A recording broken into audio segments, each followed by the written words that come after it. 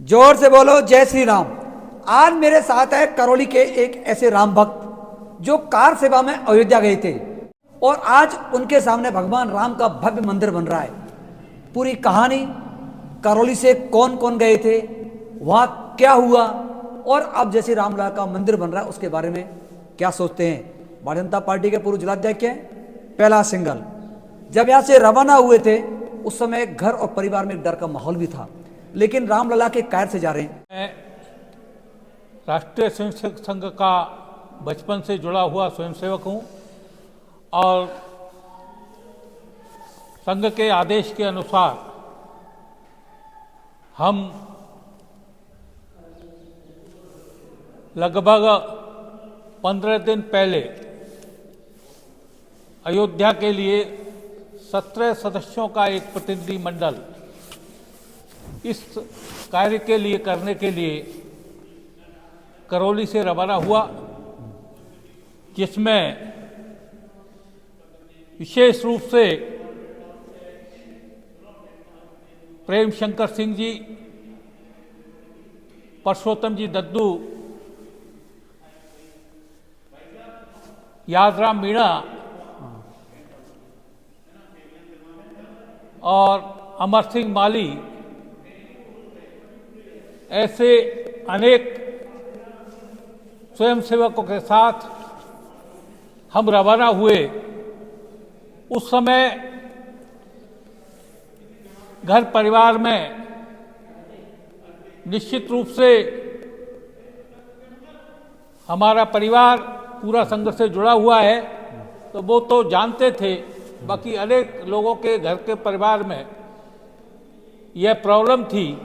उन्होंने बड़ी मुश्किल से उनको जाने की इजाज़त दी, क्योंकि 1990 में पहले भी एक बार कार सेवा के लिए कई लोग गए और वहाँ पर कई लोगों को अरेस्ट किया, कई लोगों को गोलियों से भूना। तो उस सब की याद करते हुए कई लोगों ने जाने के लिए निश्चित रूप से उनके परिवार वालों ने बड़ी मुश्किल से उनको इजाज़त दी जाने। हम ट्रेन में बैठकर हिंडौन सिटी से ट्रेन से अयोध्या के लिए रवाना हुए। वहाँ लगभग 15 दिन तक हम लगातार विभिन्न साध्वी ऋतंबरा जैसे अनेक ऋषि मुनियों का प्रवचन सुनते हुए 1 लाख से अधिक स्वयंसेवक कार सेवा करने वाले लोग अयोध्या में उपस्थित थे और प्रतिदिन अपने टेंटों से सोकर दिन भर इस सब कार्य के लिए योजना बनाने का काम करते थे। वहां पर 1 लाख लोगों का अयोध्या के निवासियों के द्वारा भोजन की व्यवस्था की गई, पैकेट की व्यवस्था की गई और हर पैकेट में एक चिट्ठी निश्चित रूप से उन माता बहनों की ओर से उस पैकेट में रखी हमें मिलती थी। जब भी हमें पैकेट मिलते थे कि भैया ये देश के वापस मत जाना, इस प्रकार के स्लोगन के साथ हम उस 15 दिन के कार्यकाल में अनेक लोगों का, अटल जी, अडवाणी जी जैसे अनेक लोगों का बौद्धिक हमको सुनने को मिला।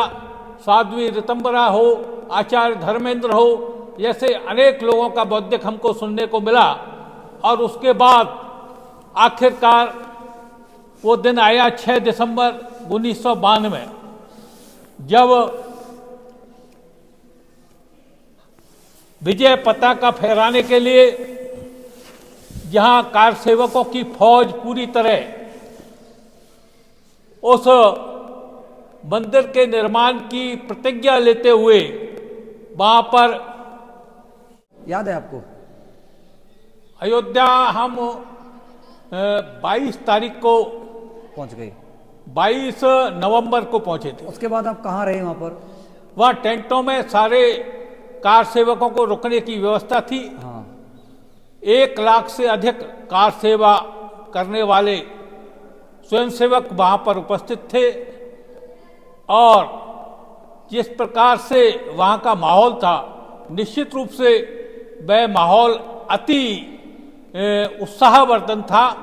लोगों को एक ऐसा लोगों ने संकल्प ले लिया कि चाहे जीना है चाहे मरना है, निश्चित रूप से ये एक देश के ऊपर कलंक, राष्ट्र के ऊपर कलंक को मिटाकर हम जाएंगे। 6 दिसंबर को आप मौके पहुंचे? 6 दिसंबर को हम जब मौके पर पहुंचे तब क्या हुआ? हमसे पहले कोठारी बंधु दो भाई थे, जो भाई थे, सगे भाई, उनकी गोली लगकर मृत्यु हो गई। और वो ऐसे ही अनेक हिंडौन सिटी के महेंद्र लोधी भी उस ढांचे को गिराने के उसमें घायल हुए। ऐसे अनेक कार्यकर्ता, जैसे लखनऊ के कोई ओम प्रकाश गुप्ता हैं, उनको भी गोली लगी सर्वप्रथम। तो ऐसे अनेक लोग उसमें वीर गति को प्राप्त हुए। आज निश्चित रूप से हमें बड़ी खुशी है, मेरा रोम रोम इस बात को प्रफुल्लित है कि आज जो हमने सपना देखा था वो माननीय नरेंद्र मोदी जी और अन्य जिन्होंने अपना बलिदान दिया, उनके बलिदान की बदौलत आज ये सपना साकार हुआ। और आज 22 जनवरी को अयोध्या में भगवान श्री राम का जो अभिषेक होगा, निश्चित रूप से इस देश का जनमानस उसके प्रति बहुत ही प्रफुल्लित होकर आत्मविभूत है। और निश्चित रूप से उनको इस तरह से, जिस तरह से 22 जनवरी को करौली में पूरी तरह दिवाली मनाई जाएगी। मैं ये जानना चाहता हूँ, जिस दिन 6 दिसंबर बात थी, वहां का उस समय माहौल क्या था?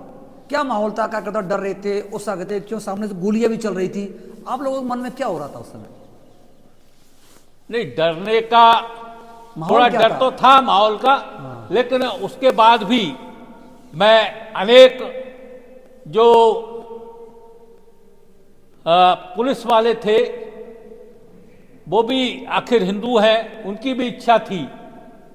तो कई पुलिस वालों ने भी निश्चित रूप से मैं ये कहूँगा कि उसमें हमारा सहयोग किया। लेकिन अंततः डर का जो विशेष थोड़ा बहुत माहौल तो था, लेकिन लोगों में उत्साह और उल्लास इतना था कि वो डर का माहौल एकदम खत्म हो गया और लोगों में ऐसा हुआ कि कुछ ना कुछ करके जाएंगे। अच्छा, कोठारी बंधु उस समय जो शहीद हुए थे, उसका क्या रहा फिर वहां पर माहौल? कोठारी बंधु को जैसे गोली लगी थी उनके, कोठारी बंधुओं को जो 2 सगे भाई थे, उनको जो गोली लगी, उसके बाद निश्चित रूप से हर कार सेवक की आंखों में आंसू थे। और सब लोग ये उनके बलिदान को आज यह देश कभी भूल नहीं सकता। जिस प्रकार से उन्होंने हिंदू धर्म की रक्षा के लिए अपना समर्पण किया, ऐसे कोठारी बंधुओं के अलावा और भी अनेक लोग हैं जिन्होंने अपना संपूर्ण समर्पण इस देश के लिए किया है। निश्चित रूप से आज हम सब लोग एक ऐसा उल्लास का वातावरण है, हमें ऐसी अनुभूति हो रही है। निश्चित रूप से जब ये ढांचा टूटा था, मैं कई लोग जिन लोग मेरे साथ गए थे, वो लोग मेरे पैरों में पड़ के ये कह रहे थे कि निश्चित रूप से प्रहलाद जी, आपने हमें वो दृश्य दिखा दिया कि हम अपने जीवन में नहीं कम से देख सकते थे। कम से कम हम कभी, हमारे बच्चे, राम मंदिर बनेगा और हमारे बच्चे आएंगे तो वो ये कहेंगे कि हमारे पापा जी का भी इस कार सेवा में योगदान है। तो निश्चित रूप से यह एक बहुत बड़ा जन आंदोलन था, आम जन के प्रति। लोगों उस समय जब हम सब लोग आपस में एक साथ एकत्रित होकर कई लोगों को, हमारे लोगों को मारा पीटा गया, उनको मारा भी गया, कुछ के द्वारा उपद्रव किया गया और हमारे कई कार सेवकों को भी गोली के कारण और अन्य पिटाई करके उनको पकड़ के उनको मारा गया। लेकिन किसी तरह से हम अपने बचा कर हम लखनऊ पहुंचे और लखनऊ से फिर ट्रेन में बैठ के हम अपने हिंडौन सिटी आए। अच्छा, इस बीच परिजनों से कितनी बार बात हुई? उस समय फोन तो था नहीं, तो आपके घर वालों से आपकी कैसे बातचीत होती थी? वो क्या चिंता कर रहे थे उस समय? नहीं, घर वालों को केवल रेडियो से और उनसे समाचार मिलते थे, फोन वोन तो थे नहीं। हाँ। तो बातचीत तो हो नहीं पाती थी। हाँ। विशेष रूप से, लेकिन उनको बार बार चिंता यही होती थी कि कहीं बच्चे को हमारे को कुछ नहीं हो जाए। हमने लखनऊ आकर बात की अच्छा। टेलीफोन से, वहाँ अयोध्या में भी एक दो बार टेलीफोन से संपर्क किया कि हम यहाँ सकुशल हैं।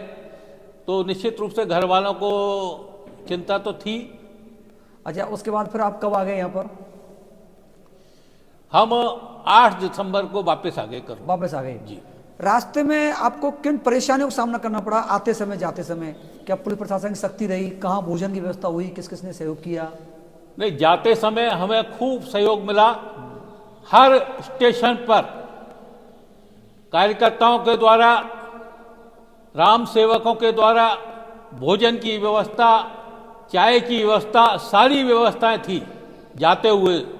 आते समय भी निश्चित रूप से हमें हर स्टेशन पर लोगों का सहयोग मिला है। सबने हमें संभाला है, किसी प्रकार की वैसी कोई प्रॉब्लम नहीं है। वहाँ कभी भूखे थोड़े रहे? आप 15 दिन रुके वहाँ कभी? नहीं, कोई भूखा नहीं। वहाँ हर व्यक्ति को, वहाँ के अयोध्या के निवासियों के द्वारा हर व्यक्ति को पैकेट बनाकर भोजन घर से पैकेट बनाकर आते थे। करीब 1 लाख पैकेट रोज, हर प्रत्येक घर से 10-10 पैकेट वो बताते, 10-10 कहीं से 10, कहीं से 20, कहीं से 5, ऐसे प्रत्येक घर से पैकेट उपलब्ध होते थे और वो पैकेट हम खाते थे। पैकेट